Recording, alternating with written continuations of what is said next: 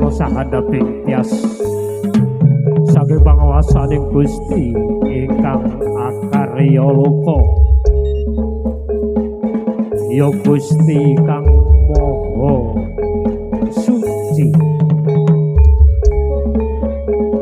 kang wenang paring nugraha kang wenang paring pidana marang sagu dumadi panguwasaning Gusti Anjalari gumlaring rahina lawan dumadining raten mula neng kanthi kang cinarita nalika semana ana wanudya kang sulistya ing warna kang kabeh mau dicipta dening Gusti kang maha kawasa para satriya bugis kang ngeparengake marang Watedya mau banjur padha ulah kanuraga satriya bugis suka budaya suka budaya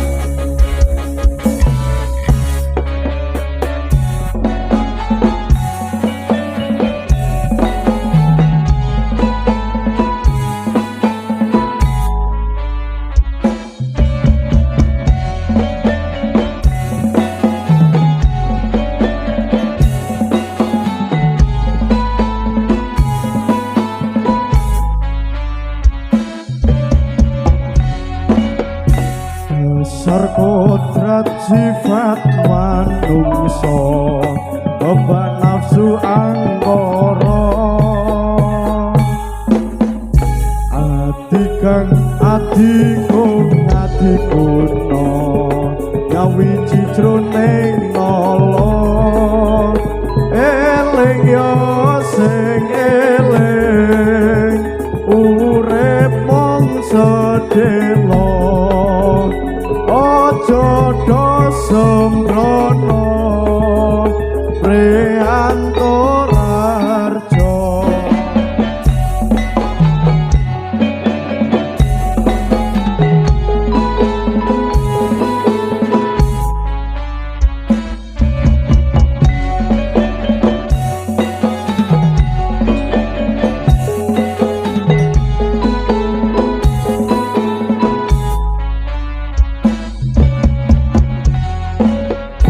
dasar kodrat sifat menungso kebak nafsu angkara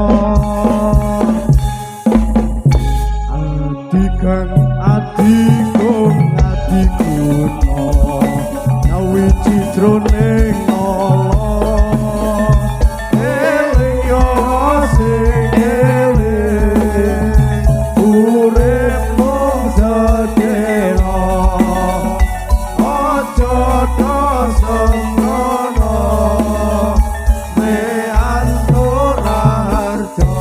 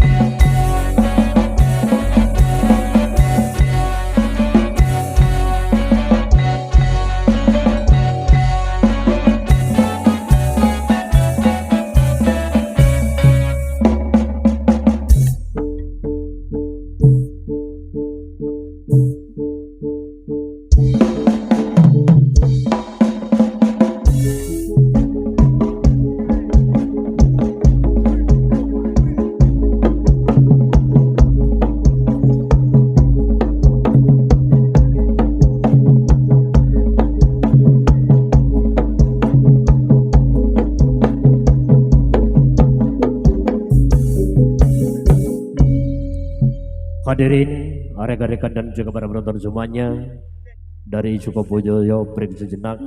Kesempatan hari ini atau kesempatan saat ini dari tuan rumah Bapak Wisnu Sutardi akan memberi sambutan untuk penjenengan semuanya. Kesempatan malam hari ini sambutan dari keluarga akan disampaikan oleh beliau yang terhormat Bapak Sungatno. Dan juga Bapak Sungatno didampingi segenap keluarga dari Bapak Wisnu Sutardi. Kepada beliau yang sudah kami panggil untuk segera naik ke panggung. Waktu dan tempat dipersilahkan kepada Bapak Sungatno dan juga Bapak Sutardi sekeluarga. Terima kasih.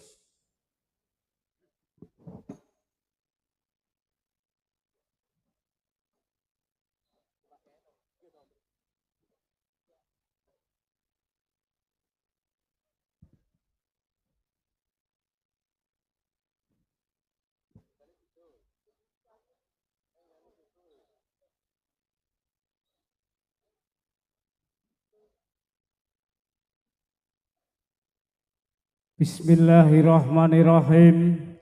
Assalamualaikum warahmatullahi wabarakatuh. A'udzu billahi minasyaitonir rajim. Bismillahirrahmanirrahim. Alhamdulillahi rabbil alamin. Nahmaduhu wa nasta'inuhu wa na'udzu billahi min syururi anfusina wa min sayyiati a'malina. Fala yudhilhu fala hadiyalah. La haula wala quwata illa billah. Astaghfirullahaladzim. Innallaha ghafurur rahim. Amma ba'd. Nuwun kawula nuwun kunjuk wonten ngarsanipun para pamriksa kakung Sumana Putri ingkang satuhu kinabekten, para tamu undangan ingkang bagya mulya, langkung-langkung panjenenganipun para sesepuh minangka tiyang sepuh kula ingkang dipun sepuhaken wonten ing Padekahan Sukorejo ingkang satuhu kawula hormati. Datan katalumpen panjenenganipun para alim, para ulama ingkang rinten dalu tansah sumanding kitab suci wahyuning ilahi minangka panuntun kiblating panembah ingkang satuhu luhuring budi. Kunjuk wonten ngarsanipun para tamu, para lenggah ingkang dahat sinuba ing pakurmatan. Sakdereng sasampunipun kawula nglajengaken miwiti matur wonten ngarsa handika para lenggah sedaya langkung rumiyin. Sumangga panjenengan sedaya para pamriksa kakung putri dalasan kula tansah kula dherekaken manjataken raos puji dalasan syukur wonten ngarsanipun Gusti ingkang Maha Agung awit kawontenan katitik dalu kalenggahan piniji puniki kita lan panjenengan sedaya tasih saged dipun keparengaken kembal manunggal napa dene mirsani hiburan sauntawis sedaya tansah manggih wilujeng tebih saking sambikala. Allahumma sholli ala sayyidina Muhammad.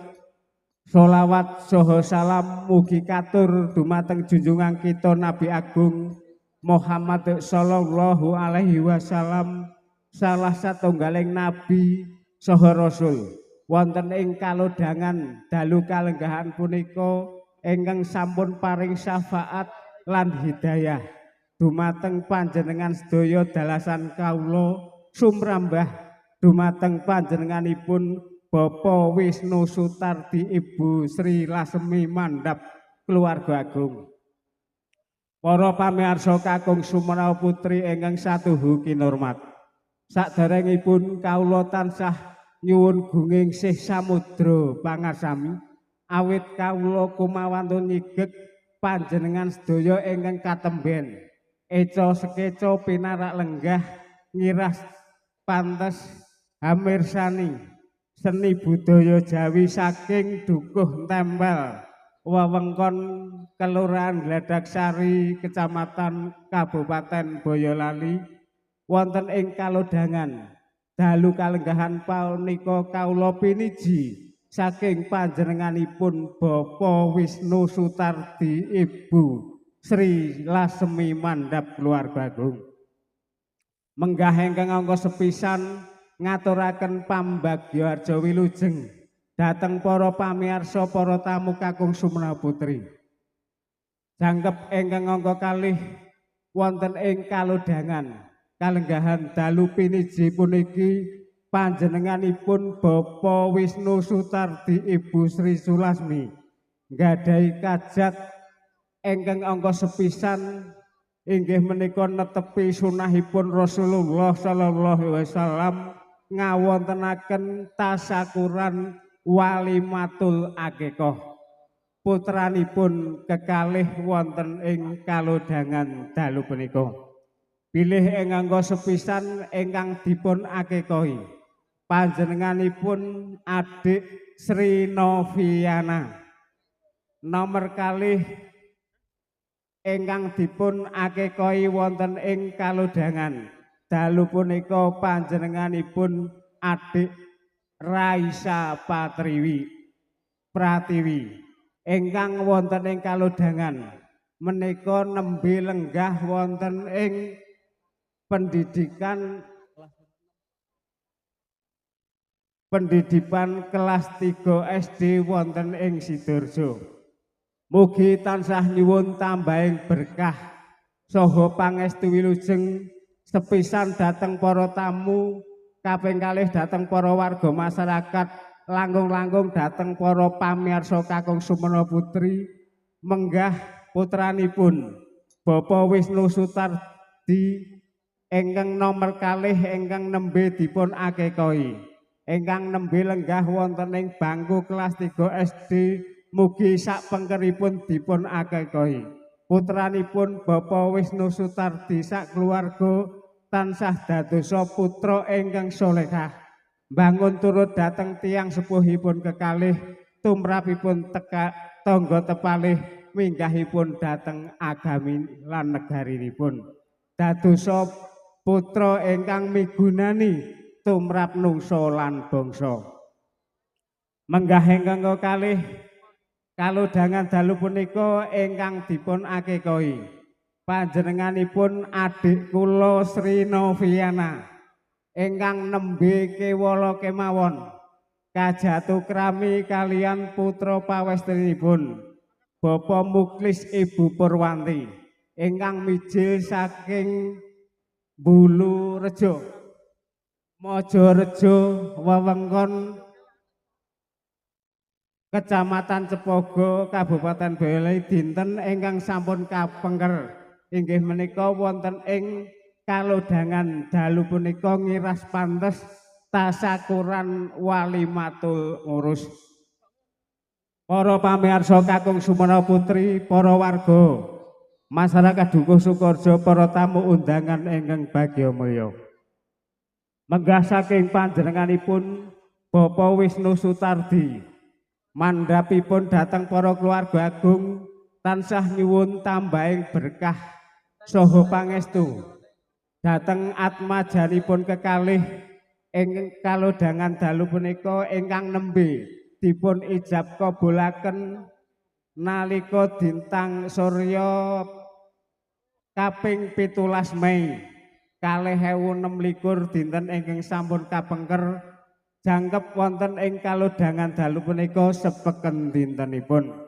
Tansah nyuwun tambahing berkah saha pangestu dhateng para pamirsa.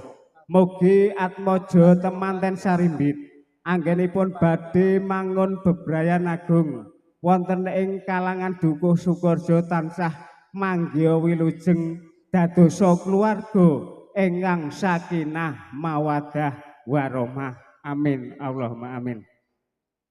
Para pamirsa kakung Sumena Putri ingkang kinurmatan mekaten menggah wigatos sing sedya babaring kajat ingkang kaadanan saking panjenenganipun Bapak Wisnu Sutardi mandhap Ibu Sri Lasmi ingkang saged kula aturaken. Menggah ingkang angka kalih tansah ngucapaken agunging panuwun ingkang tanpa upami dumateng panjenenganipun Bapak Pemerintah Desa Kembangkuning mandhapi minggahipun dhateng Bapak Muspika Kecamatan Cepogo minggahipun dhateng Kabupaten Boyolali wonten ing kalodhangan siang kala wau ngantos dumugi dalu kalenggahan punika ingkang sampun paring idi palilah anggenipun ngawontenaken hiburan sauntawis saking keluarga namung saged ngucapaken agunging panuwun ingkang tanpa upami. Menggah kalajenganipun kawula pribadi minangka makili saking panjenenganipun Bapak Perwakilan Dukuh, Bapak RW, Bapak RT dadosna kawigatosanipun dhateng para warga masyarakat Dukuh Sukoharjo ing mriki ing mbok bilih sedaya badhe hamirsani menggah gothekipun hiburan dalu punika pikajeng kula utawi piweling kula minangka makili perwakilan Dukuh ampun ngantos nglalekaken griya dipun sambangi wonten ing kalodhangan punika ing mbok bilih samangkih mugi boten dadosaken kuciwaning manah dhateng para warga masyarakat. Menggah ingkang angka 3 pikajengipun saking panjenenganipun Bapak Wisnu Sutardi Ibu Sri Sulasmi nyaosi pirsa dhateng para pamirsa kakung putri para warga penonton wonten ing kalodhangan dalu punika. Pikajengipun dipun suwun jagi katentreman kabagyan mugi anggenipun ngawontenaken hiburan sauntawis wonten ing dalu punika mugi tansah pinaringan wilujeng piwit purwa madya hingga wusana.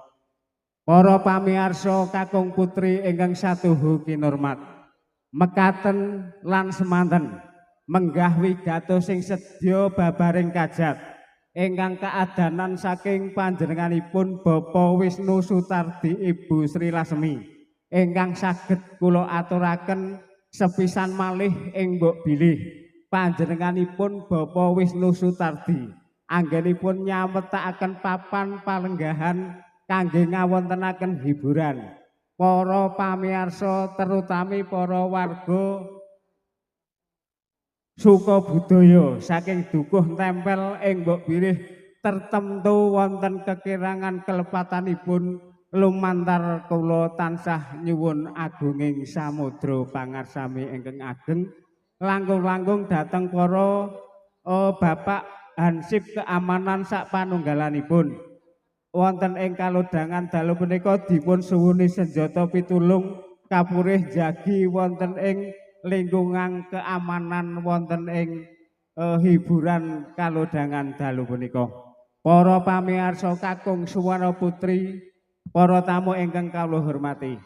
Kawula kinten namung kaduk dumugi semanten anggen kawula ngaturaken menggah wigato sing sedya babaring kajat ingkang kaadanan saking panjenenganipun Bapak Wisnu Sutardi mandhap keluarga agung ing mbok bilih anggen kawula ngaturaken wiwit purwa madya hingga wusana tertemtu kirang jangkep kawula tansah nyuwun gunging samudra pangarsami dhateng para pamirsa kakung Sumrawa Putri sugeng dalu sugeng mirsani ngantos paripurnaning pagelaran dalu punika pepet paputoning atur wabillahi taufiq walhidayah waridho warinayah wassalamualaikum warahmatullahi wabarakatuh. Wekdal kula kunduraken dhateng Kadang Pambyawara matur nuwun.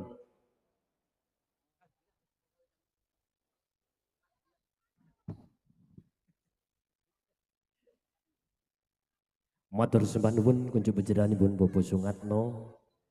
Kula minangkani sedaya keluarga saking bejeranipun Bapak Wisnu Sutardi tansah matur gunging panuwun ingkang tanpa upami. Ngarsanipun para pamirsa budaya sugeng dalu sugeng hamirsani malih prikonco saking suko budaya tarian Satrio Bugis.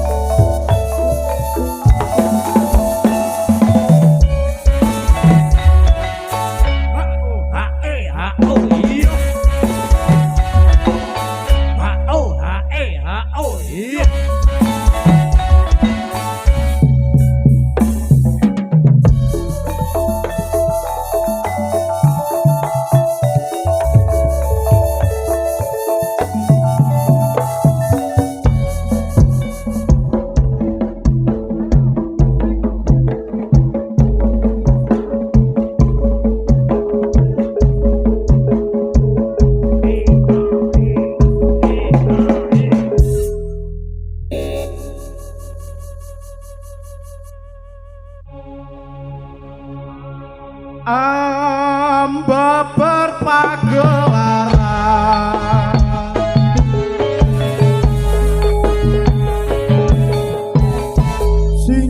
singgah kala singgah durga sumingkir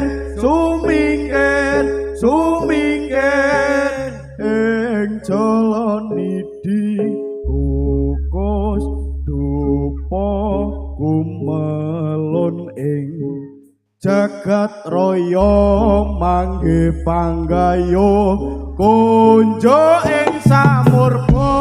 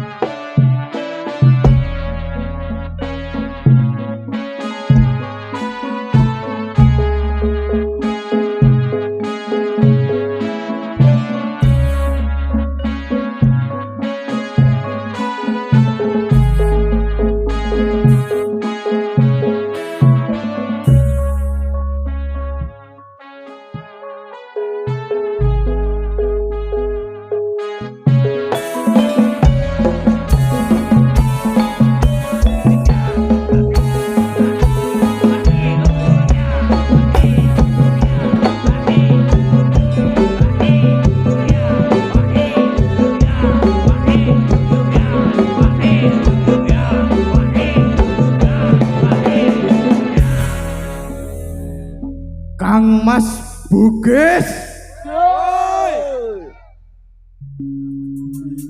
Yuangkat sang prawara Koswa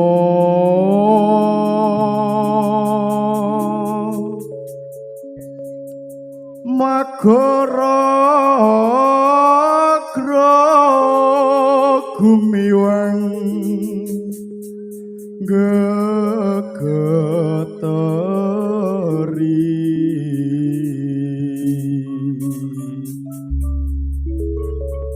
swaraning tata gumuruh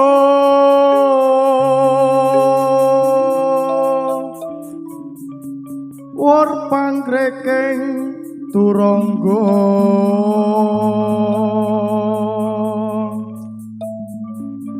bende beri monyo sauran mangunggo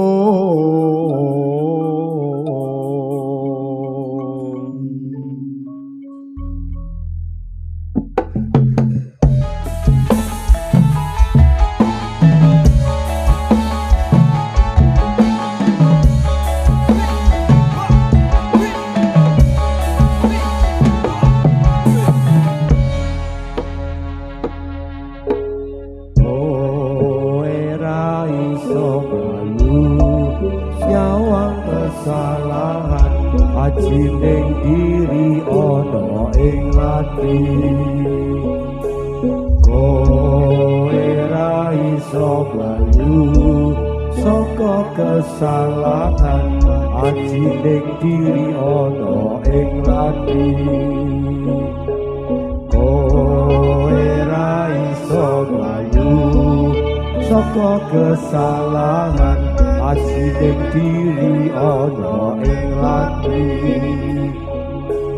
kowe ra iso mlayu saka kesalahan aji ning diri ana ing lati